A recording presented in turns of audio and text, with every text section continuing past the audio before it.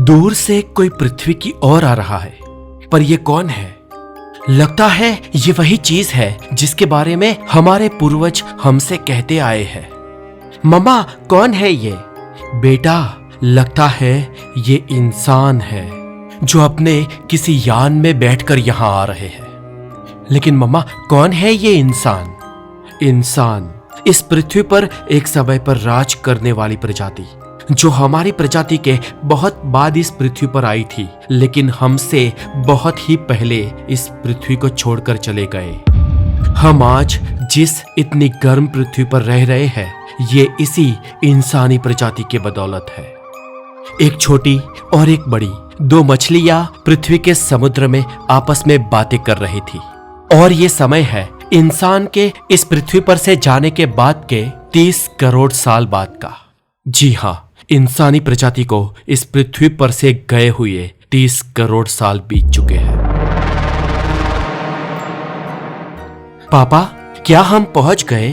हाँ बेटा, बस पहुंचने वाले हैं। तू वो देख रहा है? वो है द सन। मेरे पूर्वजों ने बताया था कि ये उस समय बहुत ही शांत हुआ करता था, लेकिन आज देखना, ये आग बरसा रहा है क्योंकि ये रेड जायंट बनने की कगार पर है। हाँ पापा, ये हमारी प्रॉक्सिमा सेंटोरी के सन से कितना बड़ा है ना? हाँ बेटा, ये वन एंड ओनली सन है। ये इस एंटायर सोलर सिस्टम का सबसे बड़ा पिंड है जिसमें हम प्रवेश कर चुके हैं। लेकिन पापा, हमारे पूर्वजों का मदर प्लेनेट कहाँ है? पृथ्वी कहाँ है? वो देख, हम पहुंच गए। ये है पृथ्वी। 30 करोड़ साल बाद इंसान रहित पृथ्वी और पृथ्वी को छोड़कर पूरे बंजर सोलर सिस्टम में दूर से कोई आया है। लगता है ये 2 जनरेशन है, 2 पीढ़ी है, बाप और बेटे हैं। पापा, मैं आपको बता नहीं सकता मैं कितना खुश हूँ अपने पुरखों की जमीन पर आकर, जहां से हमारी शुरुआत हुई थी। लेकिन पापा देखिए ना, ये ग्रह देखने में थोड़ा अलग नहीं दिख रहा? थोड़ा बंजर सा। यहाँ पर तो कोई पानी भी नजर नहीं आ रहा, जबकि हमें तो ये कहा गया था कि ये एक नीला ग्रह है। बेटा, मैंने भी यही सुना था, लेकिन ये वो ग्रह नहीं है जिसे हम स्कूल में पढ़ते थे या जिसके बारे में हमें बताया गया है। लेकिन ऐसा कैसे पापा? ये पूरा ग्रह कैसे बदल सकता है? शायद ऐसा इसलिए क्योंकि इस ग्रह की यही नियति थी। नियति? वो कैसे? वो ऐसे बेटा कि इस ग्रह को हमारी प्रजाति को छोड़कर गए हुए कुछ 30 करोड़ साल बीत चुके हैं।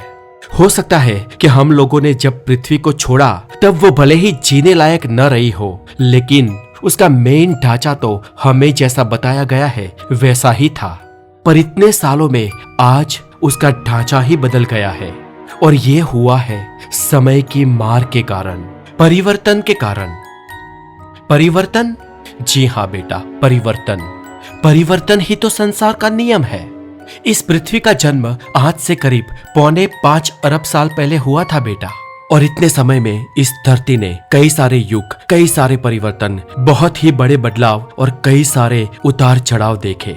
शुरुआत में एक समय ऐसा भी था जब ये धरती पूरा आग का गोला हुआ करती थी, और एक युग ऐसा भी था जब इस धरती पर दिन 24 घंटे का नहीं, लेकिन महज 7 घंटे का हुआ करता था।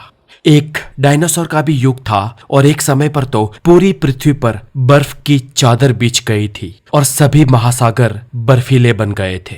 इस धरती पर एक युग आदि मानवों का भी था, और एक युग हमारे पूर्वज जो आधुनिक इंसान थे उनका भी रहा है। धरती पर अलग अलग समय पर विविध प्रजाति ने जन्म लिया और वो खत्म भी हो गई। इस धरती पर बेटा एक समय सब कुछ शांत था, जीवन दबकता रहता था, और आज यहाँ पर देख क्या हो रहा है। सूरज आग के गोले बरसा रहा है क्योंकि वो रेड जायंट बनने की कगार पे है।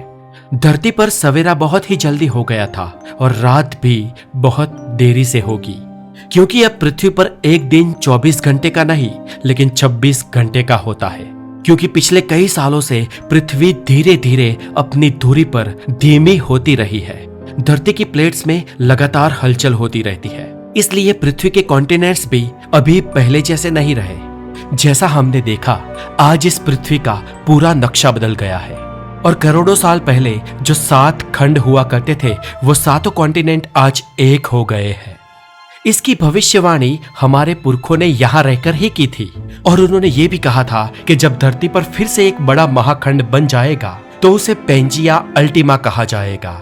हाँ पापा, हम भी इसे पेंजिया अल्टीमा ही कहेंगे। लेकिन बेटा, आज के युग में तूने देखा धरती का पारा बहुत ही खतरनाक है। पारा 150 डिग्री सेल्सियस से भी ऊपर रहता है। हम हमारी ही धरती पर कूलेंट स्पेस सूट के अलावा जा नहीं पाएंगे। कोई बात नहीं पापा, हम स्पेस सूट पहन के जाएंगे।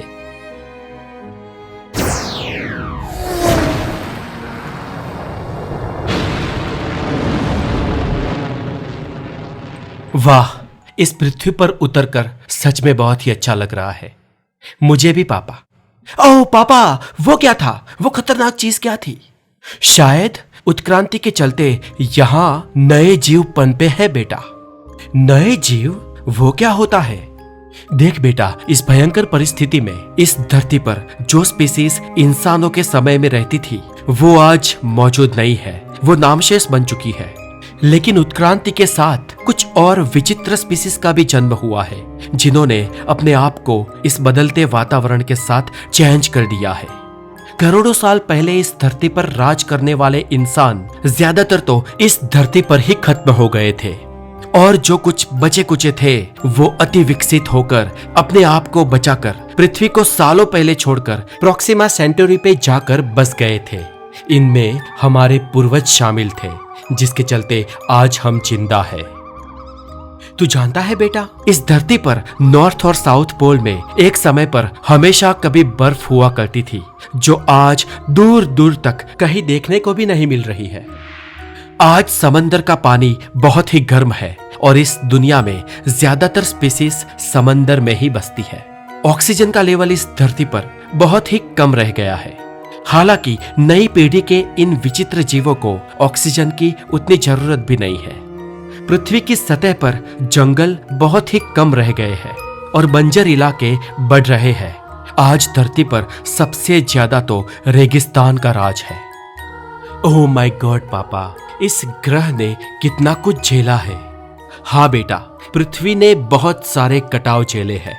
इस पर कई सभ्यताएं आई होगी और चली गई होगी। हम जब यहाँ पर आ रहे थे तो मुझे सफर में एक ही ख्याल आ रहा था कि शायद धरती पर कोई नई सभ्यता देखने को मिलेगी जो एक समय इंसान थे उसके जितनी उन्नत हुई होगी। लेकिन हमारी बदनसीबी कि हमें ऐसी कोई भी सभ्यता यहाँ पर देखने को मिल नहीं रही है। पापा, आप वो आसमान में देख रहे हैं, वो क्या है? क्या वो कोई बहुत बड़ा तारा है? नहीं बेटा, वो जो तुम्हें दिख रहा है वो कोई बड़ा तारा नहीं है। ये पूरी की पूरी एक गैलेक्सी है। ये एंड्रोमेडा गैलेक्सी है जो आज पृथ्वी पर नग्न आंखों से भी दिख सकती है। हम दोनों बेटा सच में खुश नसीब है कि इस गैलेक्सी को हमारी आंखों से देख रहे हैं। ये गैलेक्सी हमारी गैलेक्सी मिल्की वे की ओर लगातार बढ़ रही है और करोड़ों साल बाद ये छोटी सी दिखने वाली गैलेक्सी कुछ ऐसी दिखेगी और वो हमारी धरती से बहुत ही करीब होगी। आज से भी करोड़ों सालों बाद इस धरती पर जो भी जीव मौजूद होंगे वो ये अफलातून नजारा देख पाएंगे।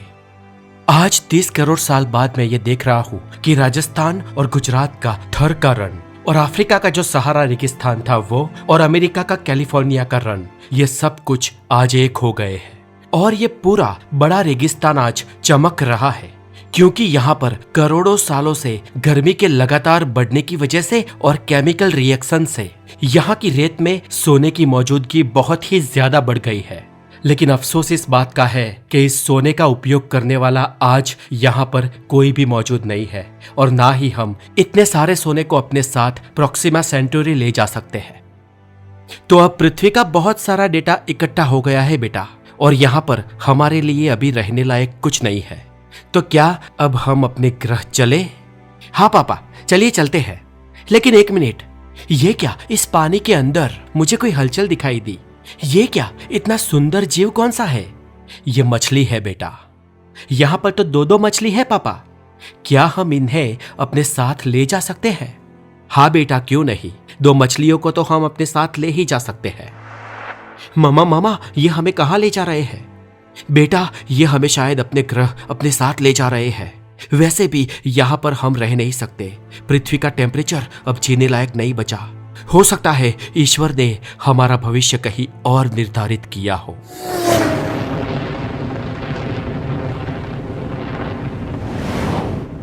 तो इस तरह दोस्तों, करोड़ों सालों बाद धरती पर बदलाव की वजह से हमारी पृथ्वी का दीदार भी बदला बदला सा होगा। ये बदलाव आपको कैसा लगा और इस पर आप क्या सोचते हैं, हमें कमेंट में जरूर बताएं। तो आज के लिए इतना ही। बने रहे द नॉलेज के साथ, बिकॉज नॉलेज इज एवरीथिंग। अपना बहुत सारा ध्यान रखें। Have a wonderful day. Take care.